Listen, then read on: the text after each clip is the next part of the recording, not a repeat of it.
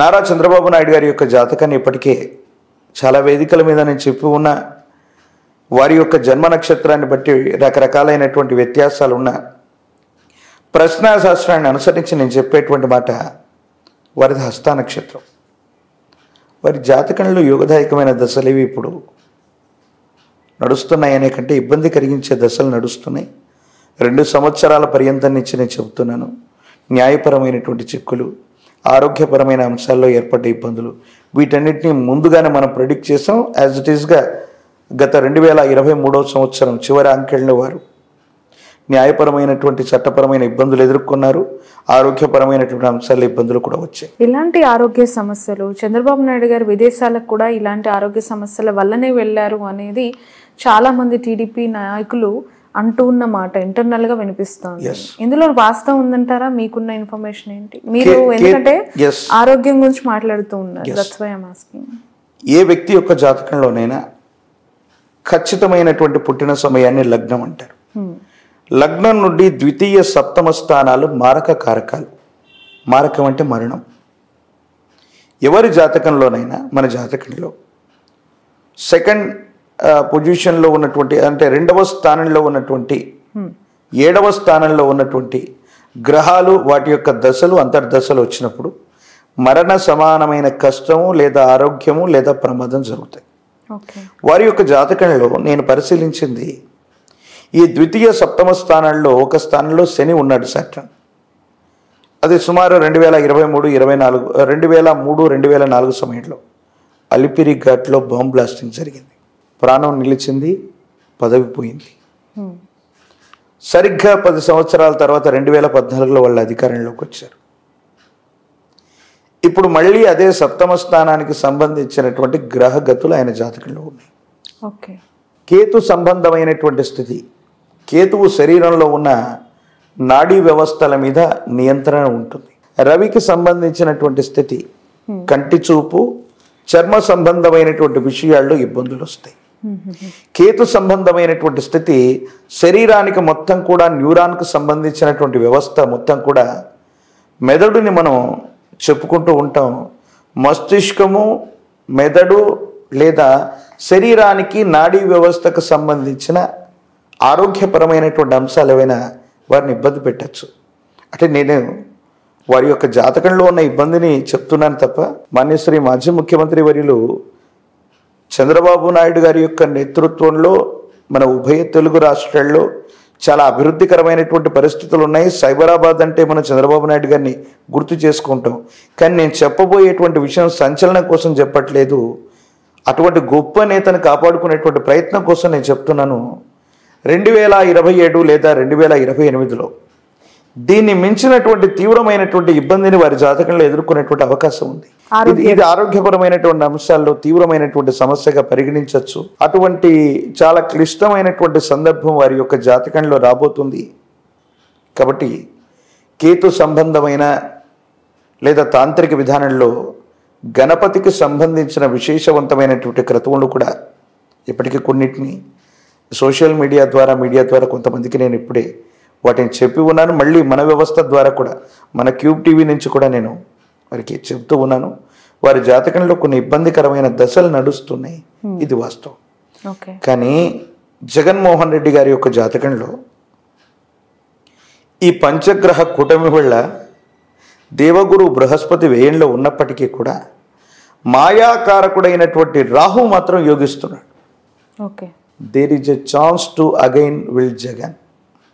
ఆయన రావటానికి ఒకే ఒక ప్రాధాన్యతగా ఈ రాహు సంబంధమైనటువంటి స్థితి ఉంది.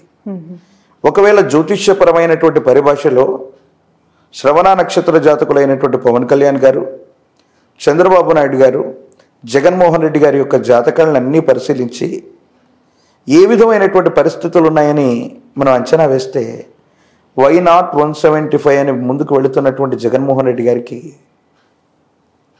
175 స్థానాలు వచ్చేటువంటి స్థితిగతి కానీ గతంతో పోల్చినటువంటి మెజారిటీ వచ్చే పరిస్థితులు కానీ 100కు 100% లేవు. కనీసం బోటాబోటీ మెజారిటీతో తమ ప్రభుత్వం గద్దెనెక్కటం కూడా కష్టంగా ఉన్న సందర్భం ఇది. ఇప్పటికే చాలా సర్వే సంస్థలు అవ్వచ్చు, ఆ ఎన్నికలు జరిగినటువంటి తీరవచ్చు వైసీపీకి అంత అనుకూలంగా లేవనే ఇండికేషన్స్ మనం చూస్తూ ఉన్నాం. అలాగని టీడీపీ కూడా బలంగా లేదన్నటువంటి వాదనలు కూడా ఉన్నాయి. కానీ శాసనం విషయానికి వస్తే మాత్రం తెలుగుదేశం పార్టీ మరియు వైఎస్ఆర్ కాంగ్రెస్ వీళ్ళిద్దరికి కూడా సమానమైన స్థానాలు వచ్చినా ఆశ్చర్యపోనక్కర్లేదు. అంత టఫ్ సిచ్యువేషన్. 70 స్థానాలకు అటు ఇటుగా 70 నుండి 80 స్థానాలకు అటు ఇటుగా తెలుగుదేశం పార్టీ ఉంటుందంటారా ప్రజల యొక్క? దట్టు ఏపీ గురించి మాట్లాడుతున్నాం. They are very clear on what they want. And ప్రతి ఒక్కరు కూడా ఇప్పుడు గత ఎన్నికల ఒకసారి ఆ పోలింగ్ పర్సెప్షన్స్ మనం చూస్తే కనుక వాళ్ళు ఇవ్వాల్సిన మెజారిటీ చాలా గట్టిగానే ఇచ్చారు తీర్పు. ఎప్పుడు కూడా చంద్రబాబు గారికి ఇచ్చినా, జగన్ గారికి ఇచ్చినా, ఎవరికి ఇచ్చినా కూడా 2009 ఎన్నికల్లో మహాకూటమి ఏర్పడ్డటువంటి సందర్భంలో తెలుగుదేశం, టీఆర్ఎస్, కమ్యూనిస్టు పార్టీలు కొన్ని, ప్రజారాజ్యం మరోవైపు ఇవన్నీ కలిసి పోటీ చేసిన సందర్భంలో బోటాబోటీ కనీస మెజారిటీతోనే వైఎస్ రాజశేఖర రెడ్డి గారు మళ్ళీ గవర్నమెంట్లోకి వచ్చిన సంగతి మనకు తెలుసు. ఇప్పుడు అదే రిపీట్ అవ్వచ్చా? అలాగని కాదు, కానీ తెలుగుదేశం మరియు వైసీపీకి సమానమైనటువంటి సీట్స్ వచ్చి బీజేపీ మరియు జనసేన వాళ్లతో మిత్రకూటమిగా ఉన్నప్పటికీ నేను చెప్తున్న అంశం ఏంటంటే మిత్రకూటమిగా ఉన్నటువంటి జనసేన మరియు బీజేపీకి ఓ 10-15 స్థానాలు వచ్చి వాళ్ళు కీలకమవటం, కేంద్రానికి సంబంధించినటువంటి పరిస్థితుల వల్ల ఈ కూటమిలో కూడా ఏవైనా ఇబ్బందులు ఏర్పడటం, అంటే మిత్రకూటమిగా ఉన్న వీళ్ళు కూడా విడిపడేటువంటి పరిస్థితులు రావటం, ఇది ఖచ్చితంగా జరుగుతుంది. ఎందుకంటే దీన్ని క్రోధినామ సంవత్సరంగా ఈ సంవత్సరానికి పేరు. అసలు క్రోధినామ సంవత్సరం అంటే అర్థం ఏంటంటే అన్యోన్యకరంగా ఉన్నటువంటి దంపతులు సైతం విడిపడేటువంటి అపోహల అపార్థాలు వచ్చే సంవత్సరం ఇది. Oh my God. ఇక రాజకీయ నాయకులకి ప్రతి చిన్న విషయానికి అనుమానాలు ఉంటాయి, అపోహలు ఉంటాయి, ఇబ్బందులు ఉంటాయి. నా ప్రిడిక్షన్ ప్రకారంగా వైఎస్ జగన్మోహన్ రెడ్డి గారు బోటాబోటీ మెజారిటీతో గెలవటానికి ఒక అవకాశం ఉంది. ఒకవేళ ఈ పంచగ్రహ కూటమిలో ఈ స్థితిగతుల వల్ల అది సాధ్యపడట్లేదు అంటే కూటమిలో ఉన్నటువంటి ఇతరత్ర అన్ని జాతకాలు పరిశీలిస్తే శ్రవణ నక్షత్రం మకర రాశిలో ఉన్నటువంటి పవన్ కళ్యాణ్ గారి యొక్క జాతకంలో రాజయోగం ఉంది. అమాత్యుడు మంత్రి, అది కేంద్ర స్థాయి మంత్రియా అమాత్యుడా, ఆ స్థాయికి ఆయన వెళ్ళగలిగినటువంటి స్థితిగతులు అయితే సుస్పష్టంగా కనపడుతూ ఉన్నాయి. అది వెంటనే సమీపమైన భవిష్యత్తులో, ఈ రోజుని కాదు కానీ సమీప భవిష్యత్తులో ఎప్పుడైనా కూడా అది జరిగేటువంటి సంభావ్యత ఉంది. ఆ విధంగానైతే ఉంది. నేను అనుకోవటం తప్పనిసరిగా వైఎస్ జగన్మోహన్ రెడ్డి గారి యొక్క జాతకంలోని దేవగురువు అయినటువంటి బృహస్పతి బలం లేకపోవటం వల్ల ఇన్ని రకాలైన ఇబ్బందుల్ని, ఈ సమస్యలని ఎదుర్కొంటూ ఉన్నారు. 175కు 175 స్థానాలని కానీ, గతంలో వచ్చిన 151 ప్లస్ మిగతా వాళ్ళు కానీ ఈ సంఖ్యను చేరుకోవటం అన్నటువంటిది దాదాపు అసాధ్యం. మాన్యశ్రీ ముఖ్యమంత్రి వర్యులు గతం కంటే ఎక్కువ స్థానాలని మనం గెలవబోతున్నట్టుగా వారు చెప్పారు. కానీ జ్యోతిష్యపరమైనటువంటి పరిభాషతో సహా దేశ కాలమాన పరిస్థితులను బట్టి చూస్తే అంత సానుకూలవంతమైనటువంటి స్థితిగతి వచ్చేటువంటి పరిస్థితి కనిపించట్లేదు. ఎవరు గెలిచినా ప్రతిపక్షంలో ఉన్న వాళ్ళకి 80 సీట్లు, అధికార పక్షంలో ఉన్నటువంటి వాళ్లకు 90 లేదా 90 స్థానాల పైన అన్నట్టుగానే ఈ పరిస్థితి ఉండబోతుంది. అక్కడ ప్రతిపక్షం, అధికార పక్షం ఏవైనా కూడా సమానంగా ఉండేటువంటి పరిస్థితులతో పాటు ఇది కేవలం 3 లేదా 3 సంవత్సరాలకు పైబడ్డ కాలం మాత్రమే ఈ ప్రభుత్వ వ్యవస్థలు ఉండబోతున్నాయి. ఇది కూడా జరగబోతోంది. ఓకే, అంటే మామూలుగా 5 ఏళ్ళు కదా ఏ ప్రభుత్వం అయినా కూడా, మీరేంటి 3-3.5 ఏళ్ళు అంటున్నారు, ఎలా? అంటే రాబోయేటువంటి సంవత్సరాలకు సంబంధించినటువంటి గ్రహ గోచార పరిస్థితుల్ని ఒకవైపు తీసుకున్న దేశంలో జరిగేటువంటి మరికొన్ని మార్పులు చూస్తే 1 నేషన్ 1 ఎలక్షన్, ఎస్ ఎగ్జాక్ట్లీ అది కూడా అయి ఉండొచ్చు. 1 నేషన్ 1 ఎలక్షన్లో రాబోయే 2.5 సంవత్సరానికే మళ్ళీ ఎన్నికలు వచ్చేటువంటి అవకాశం కూడా తప్పకుండా ఉంటుంది. ప్రత్యేకించి జగన్మోహన్ రెడ్డి గారి యొక్క జాతకం, ఇందాక మనం చెప్పుకున్నటువంటి నారా చంద్రబాబు నాయుడు గారి యొక్క జాతకంలో ఖచ్చితంగా 3 ఏళ్లలో కొన్ని ఇలాంటి ఇబ్బందులు, ప్రత్యేకించి చంద్రబాబు నాయుడు గారి యొక్క జాతకంలో చాలా ఇబ్బందికరమైనటువంటి స్థితిగతులు, ఒకవేళ వారి నేతృత్వంలో ప్రభుత్వం ఏర్పడకపోయినా ఒక అస్థిరమైనటువంటి స్థితిగతి ఏర్పడడానికి కమింగ్ 3 yearsలో ఎవరి వల్ల ఇష్యూస్ జరగవచ్చు అంటారు? కూటమికి సంబంధించినటువంటి పరిస్థితుల్లో చంద్రబాబు నాయుడు గారి యొక్క జాతకంలో ఉన్నటువంటి ఆరోగ్యపరమైనటువంటి అంశాలు, ఇతరత్ర స్థితిగతుల వల్ల